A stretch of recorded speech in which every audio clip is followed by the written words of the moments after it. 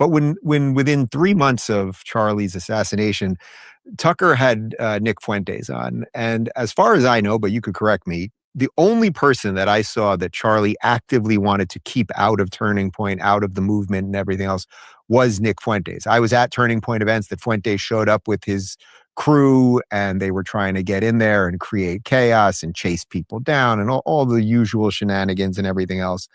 What do you make of the fact that Tucker had him on within 3 months of Charlie being assassinated? Again, the only guy that I know of that Charlie wanted to keep out, and really just glazed him for an hour, like did not offer any substantive pushback or anything else. So before he jumps in, let me stop. That is a very true reality. Dave Rubin did a great job of explaining that. That's probably where most people started their Tucker Carlson, what are you doing campaign. Now, there were some things that happened before then, but I think the Nick Fuentes interview was really the beginning, where Nick Fuentes talked about the failed art student, how much he reveres Stalin. And again, there was no pushback. It was not a combative debate. It was not a challenge. It was not any kind of push in any way, shape, or form against. It was literally to bring Nick Fuentes into the mainstream and see that he really isn't that bad a guy. He's just a quirky guy that talks weird. That's how it came across. So I agree with Dave Rubin here. Let's see how Andrew unpacks it. Shout out to the best live chat on the internet. Let's go. Yeah. I mean, you're asking questions and listen, there's like kind of the Ben Shapiro approach to this where, where you don't need more friends, and I'm not going to interpret politics through the lens of friendship. And, and then there's kind of Charlie's lens where Charlie, the friendship quotient here still means a lot. And so I say that just at the outset because I have had a friendship with Tucker. I have remained in communication. I've told him that I didn't love the way that interview happened. Obviously, I don't think Charlie would have loved the way that interview happened. But knowing what I know about Tucker, first of all, nobody's going to tell him what to do. Second of all, the way he does these interviews, usually there's like a dinner the night before the interview. And it's almost like when I heard this was happening, I just in my head knew that there was time spent and there was a relationship built, and there was really no hope of a truly adversarial interview because of just what I know of Tucker. And it's part of his charm. It's part of his relationship. But he is able to do it when he wants to, right? I mean, look what he's done. Yeah, with Cruz and Huckabee. So we saw that with Ted Cruz, and we saw that with Governor Huckabee, Ambassador Huckabee. And listen, I feel like, when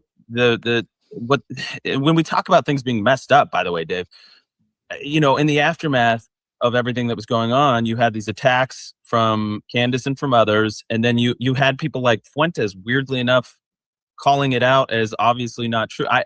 It was very convoluted. It was disorienting. Everything that was up is now down, and down is now up. But listen, I happen to be, I've talked with I think our mutual friend Steve Deace about this. He said it on our show. And he too remains in contact with Tucker and is trying to understand where he's coming from, but I tend to still remain in the camp that, this coalition, if we have any hope of it surviving for the midterms, especially towards 2028, is it big enough? Is it stable enough? Could it survive if you pushed out Tucker?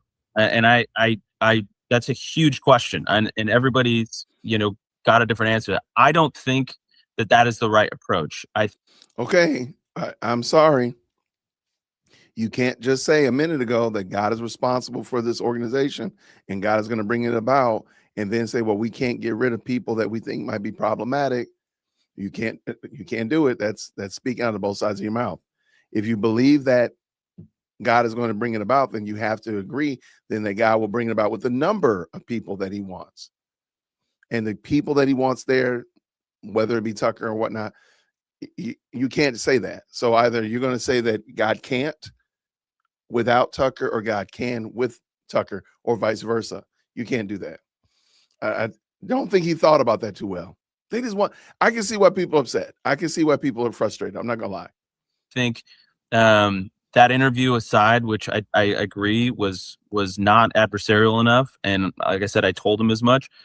I still think that Tucker is wildly popular. He has a huge platform and a lot of influence, and there are questions that are being raised about America's involvement with Israel that I think are fair. I think there are times where it goes too far, and but yeah, I mean, listen, there's no doubt Charlie, Fuentes and Charlie had a history where they were trying to infiltrate Turning Point.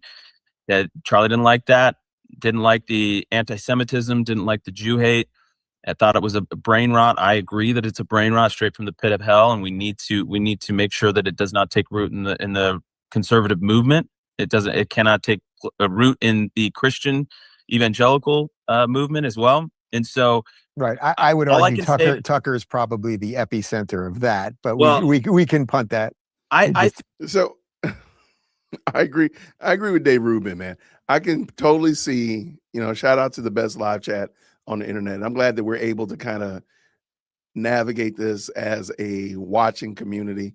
We don't have to fight with one another, but I do think that this is not a good look. I'll just summarize it as that. I don't think this is a good look for Turning Point to say that, hey, we still, but hook or crook, we still got to have Tucker on board. And again, Tucker, somebody asked about it. Like, he had Nick Fuentes on. Don't quote me on this. I want to say it's like by week 3 or 4. And somebody can look it up. I'm sure it'll pop up in the chat. So there's some more to it than just saying, oh, he just wanted to have Nick Fuentes on. Like, that was immediately after, which is crazy work. He wouldn't have done that with him being alive. That's crazy. So, yeah, I hate it because I do think that there's a lot to that point. Thank you so much, Colleen. All right, let's bring them back up in here. Let's go. I think there is. Yeah, I mean, I think I don't think you're wrong. I think, without putting words in Tucker's mouth, or I'm just observing. Right. But I do think I would say listen to his own words. Yeah, well, I do think there is a concern that the strong ties between the United States and Israel. I'm not saying sort of from me. I'm saying from Tucker's side and from people in that camp, is that linchpin is really the evangelical right. And there's a whole theological debate. We don't necessarily need to get into it right now, between dispensationalism and replacement theology and all of that stuff. So there are actually, it's okay to disagree about dispensationalism and replacement. You have to look at this. And again, I've said this before many, many times. Andrew Kolvet is problematic to me because his name kept coming in. Candace kept having Andrew's name in her mouth, and it's problematic. So think about it like this. Tucker had him on, and mind you, Nick Fuentes, that was probably the first, if I'm not mistaken, the first mainstream interview that Nick Fuentes has had in years. So the idea and the notion that he would have been, like Nick Fuentes would have been booked, is limited. So somebody said it depends on when he had him booked. Guess what? That means he thought nobody knew that Charlie Kirk was going to be murdered. So if he had him booked before Charlie was alive, that's problematic because he's still on the TPUSA stage. If he booked him after Charlie Kirk was killed, that's actually problematic because it shows that he wouldn't have done it while Charlie was alive.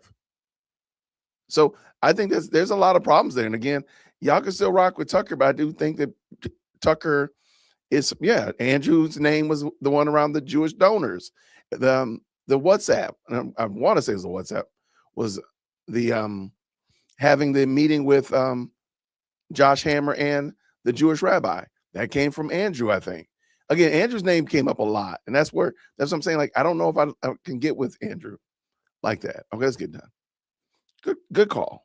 Theology, but when it devolves into the scapegoating of Jewish people, that's where we actually have to just purely draw the line. Our Savior, your Christian, was a Jewish man that walked, in Jerusalem and walked in Israel, and so hating Jews is just a dead end. It's an evil ideology and brain rot, and we have to snuff it out. We cannot put up with it. There has to be zero border for anti-Semitism. There just really has to be. let me just ask you one more about one other person, and then we can just try to get back to the idea set for the remainder, which is obviously there's been some strange stuff going on the Megyn Kelly side of stuff, and most of it seems to be that a lot of people for months were basically just saying to her online, "Hey, could you basically call out Candace because of what she's saying about Erica?"